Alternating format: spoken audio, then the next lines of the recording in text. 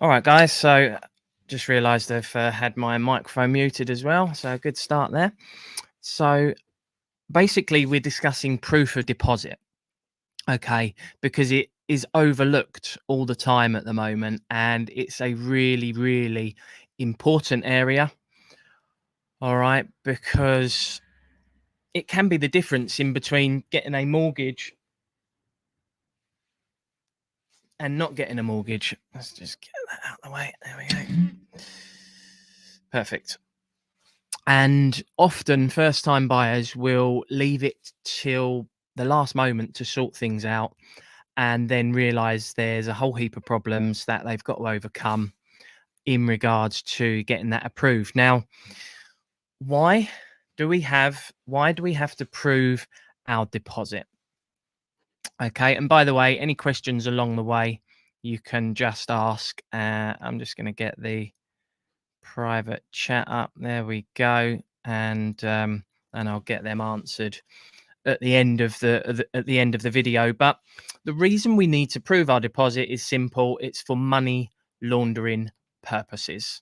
Okay, so what was happening before is people were laundering cash into property and putting big deposits in, and then that is the first stage of what you call placement in the money laundering um, scheme of things. So that is why proving your deposit came into account and why they're so strict. It's nothing to do with the mortgage lenders. It's the Financial Conduct Authority who regulate the mortgage industry. So there we go. That's why we need to prove our deposit. So best practices. Now, I've got a video coming out on YouTube tomorrow, which is going to dive a lot further into a lot more detail in regards to proof of deposit, but I just wanted to touch on it in this week's live just to give you a feel, to give you an understanding. All right, so best practices.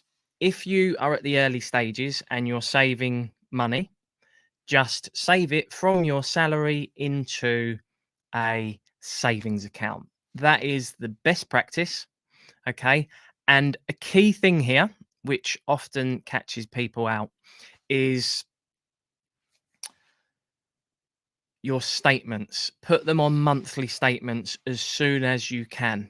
Okay. If you're opening a new savings account with the idea of saving for a deposit and it only offers you annual statements, don't open the savings account.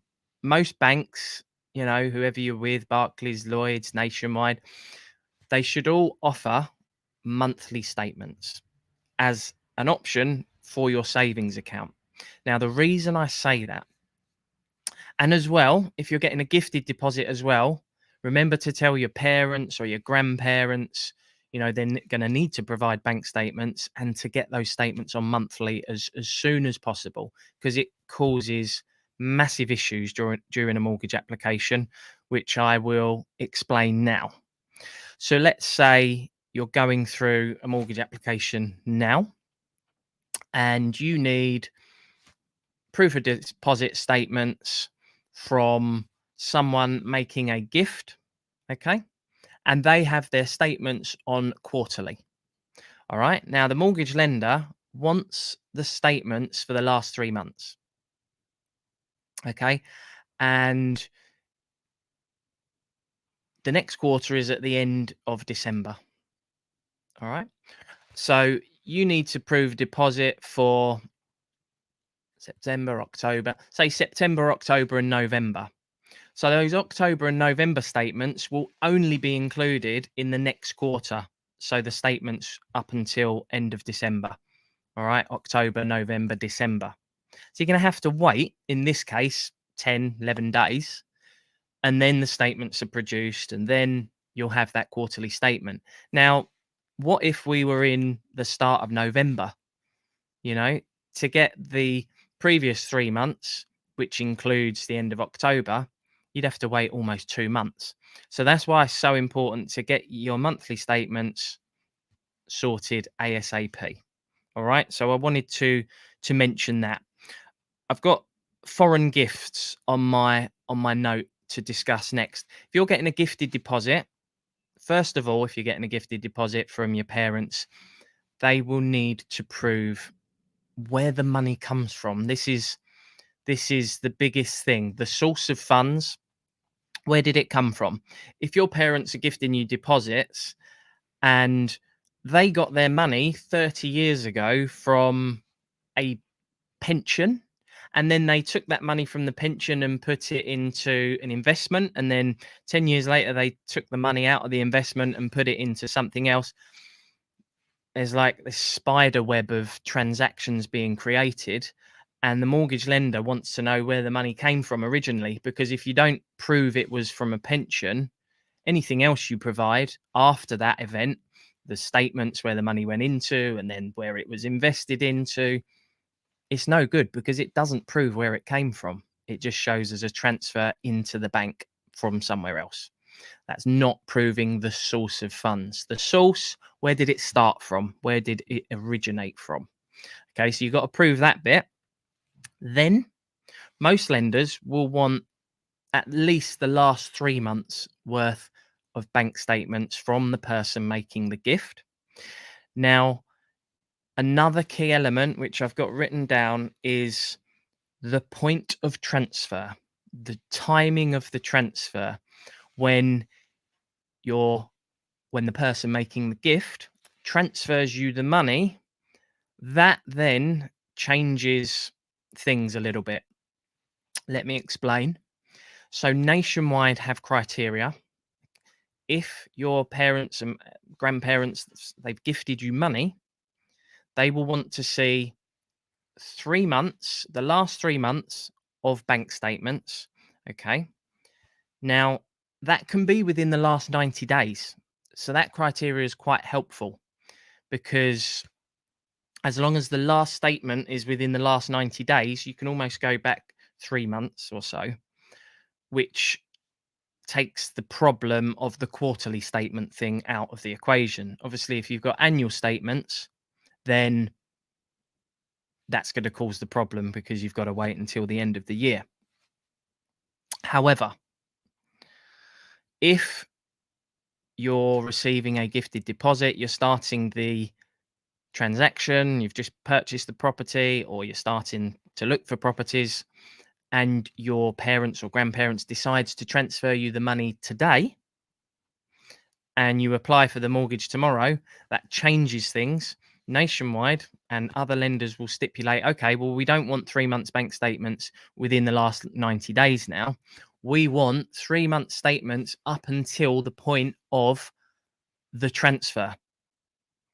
So, okay, we've transferred the money today or the start of the month. We've now got to wait until the end of the month till that statement is produced in order to prove the previous 3 months leading up to that transfer. So if it was transferred today, they're going to want October, November, and December, because the transfer was made in December. So timing of transfers when receiving a gifted deposit is an important one as well. Now, what I would say is, if you are being gifted a deposit, it's best to be gifted the deposit at the end of the month. So you've not just done it at the start of the month. The start of the month is the worst time to receive a gifted deposit, because you've then got to wait until the end of the month to get that statement. That's assuming you're, close to applying, or you've already applied for a mortgage. If you are preparing, okay, so a little recap here: to receive a gifted deposit, make sure they're on monthly statements. The timing of the transfer is important. So if, speaking to grandparents is sometimes difficult, they can't get statements, they're not as technical. So it can slow down the process, which is why it's really important to speak to anyone making a gift early on. And if grandparents aren't prepared to give you a bank statement at all, because some are like that, they fear that providing a bank statement, they're going to get their money taken away. This is because back in their day, if you had more than £5,000 in savings or something like that, you could have money taken away. So I think that fear is still there.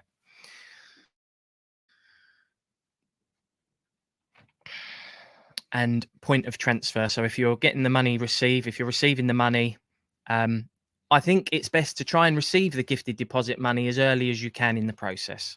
All right. So get that in as early as you can, because some banks have criteria that state the money needs to be in the UK bank for at least 6 months. So there's that one as well. If you come across that mortgage lender that has that criteria, that could cause you a problem. So get the money into your bank as quickly as possible.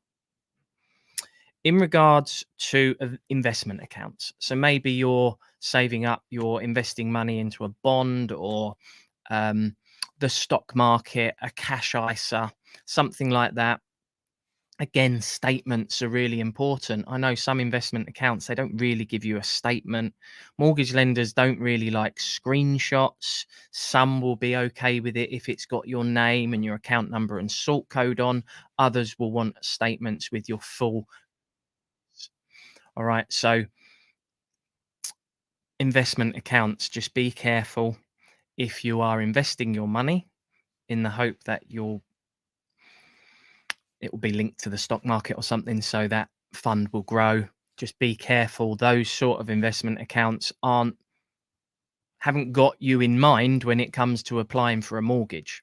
Okay. They've just got the investment in their mind, at the forefronts of their mind. So it doesn't always go hand in hand. And if you're just opening an account for investment or for savings, think about your mortgage if that's something you want to do in the future.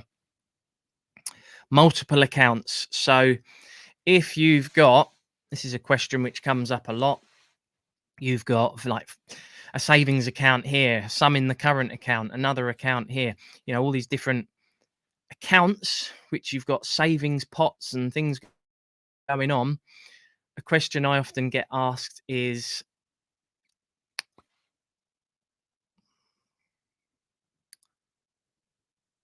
shall I transfer all the funds into one account?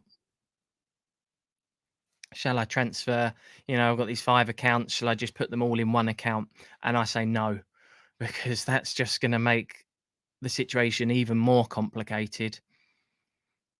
I would say just prove what you can from if you're in that situation, just keep them in their accounts where they are, and then you'll have to supply bank statements from each one. Build up of funds, that's an important thing as well. Lenders want to see money building up. If you've got a gap of 6 to 12 months where you haven't saved a penny, you don't need to show those statements. You only need to show statements at the start of that period and at the end, because the balances will be the same. Cash. Okay. I recently spoke to a first time buyer that I wanted to help. And unfortunately, I felt really bad for this guy who'd been saving for years and just withdrawing cash out of his bank and saving it in cash in his home for years. And he had about, 10, 15 grand in cash. That is going to be very, very difficult. The only thing he had going for him is that you can see the cash being withdrawn from the bank, and it was from the salary. Even so, you've got all this cash, you pay it back into your bank, it could come from anywhere. They're just not, there's no way of proving that it was the money that you withdrew, So cash is a big no-no. Physical paper cash, don't save cash. Okay. Bitcoin, I've got that written down. So things like that, cryptocurrency, you might get it through with 1 or 2 lenders. Again, don't use that as an investment strategy for proof of deposit, and don't use it for proof of deposit for paying your deposit. It's going to be very difficult to get that through. I would maybe use money which you can't use as deposit. If you find yourself in a position where you have saved for a deposit and you can't use it, then use it for the fees, your solicitors, things like that, stamp duty, you can use it towards the fees. So at least that's some of the money you can push forwards. Now, I mean, that's really most of the points I wanted to cover off. If anyone's got any questions, just just let me know. Um, we've covered off receiving gifts. We've covered off foreign accounts as well. So that's the last thing to mention if you're getting a gift from abroad. Okay. Or you've got a foreign bank account, which is quite common. You're going to need to get those bank statements translated into English. And that can be quite costly, hundreds of pounds just for a few bank statements, few months. Again, another reason why it's so important to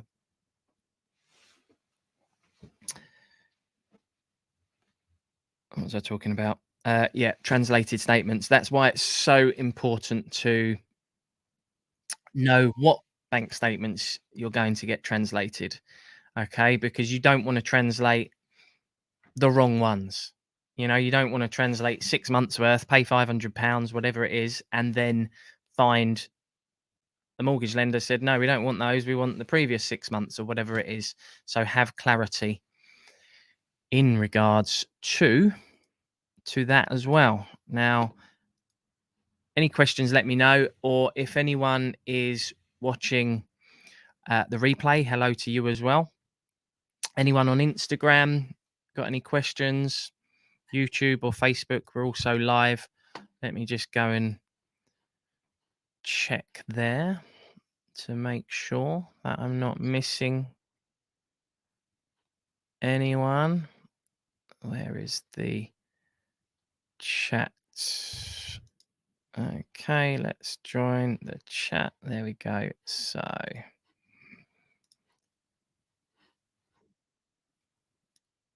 all done there. There we go. So I've got some starting to come up. Okay, so hi Ramona. At what stage during buying a property do you need to offer proof of deposit? Okay, so at what stage during buying a property you need to offer proof of deposit? Okay, so there will be two areas you need to prove your deposit. One to the mortgage lender and one to the solicitor. Now, when you apply for a mortgage, all right, you're going to need to provide proof of ID, proof of address. Sometimes they can do these things digitally now, so you don't have to provide them. Proof of income, 3 months bank statements, 3 months pay slips, and proof of deposit. So it's a requirement. So ideally, you want to have that prepared for the start of the mortgage application. And that's often the one thing which is left to the last minute and probably the most difficult part of the process. So really important to try and get that prepared early on. Now, at what stage? So I would say the very start. Get that prepared as soon as you can. And what I say to everyone, to all my own clients, and we've got a mentorship program as well. If you want to, do the process yourself, but have support from me along the way. It's called First Time Buyer Expert, firsttimebuyerexpert.co.uk. It has a series of videos around proof of deposit, which helps you. And I always say, try and get every single bank statement that has a transaction where you've saved for the money, even if it's going back 5 years. Try and get 5 years worth of bank statements where there were transactions. And the reason I say that is very often mortgage lenders might ask you if they feel they're not happy with something in the mortgage application. They will often go to the proof of deposit and say, right, I want you to prove every penny. Now, if you're in a mortgage application and that is happening, and they've asked you to prove every penny, that is going to take a long time if you haven't got that prepared already. and it's only going to slow the process down in regards to the mortgage application, and that could lead to losing your property. You've got a 3 or 4 week window from when you've submitted your mortgage before the estate agent and seller will be on your back for that mortgage offer. And if you haven't got these things prepared, then it's going to take longer and it's going to risk your transaction. So get it ready from the start, and the mortgage lender and solicitor will want it. I hope that's all right for you there, Ramona. Okay, so there we go. We can show these questions on the screen. I do like that. Okay, next one. Quilts. Hey, Alex, not a question, but just wanted a big thank you. I'm a recently qualified advisor and find these streams videos helpful. No worries at all, Quilts. And yeah, thank you very much for watching. We'll keep them going. Very best of luck in your journey there. If you want any help, just get in touch. Via Instagram or something like that. I sometimes take a couple of days to come back, but I always will. Got a few messages to catch up with today. Okay, so Bikash. Hi, Alex. Could you talk a bit about a LISA, lifetime ISA, as well as proof of deposit? Okay, so you're going to have a lifetime ISA, maybe from your own bank or from one of the other providers, Moneybox, things like that. Sometimes you are provided with the bonuses as you go, most of the time with LISAs, so monthly bonus, annual bonus, something like that. And you can use those towards the deposit and just get statements as well. All right, monthly statements. And if you have any type of lifetime ISA, maybe you've got an old Help to Buy ISA, sometimes they pay the deposit at the end of the property transaction. And at that point, it's your solicitor's role to get the money or to get your bonus. Okay. So if that is the case where the bonus has not been paid ongoing, then sometimes you can't use that bonus towards your deposit unless the solicitor, there's a special way where they can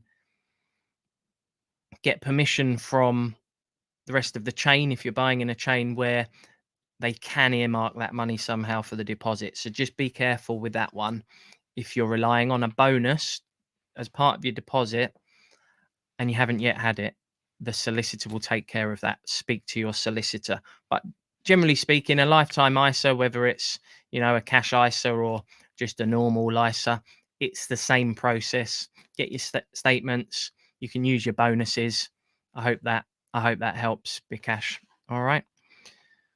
Okay, so Tristan, we got next. If anyone's got any questions on Instagram as well, just let me know. I've got the screen in front of me. Hello to everyone there. Amy, it's Callie, Andrea.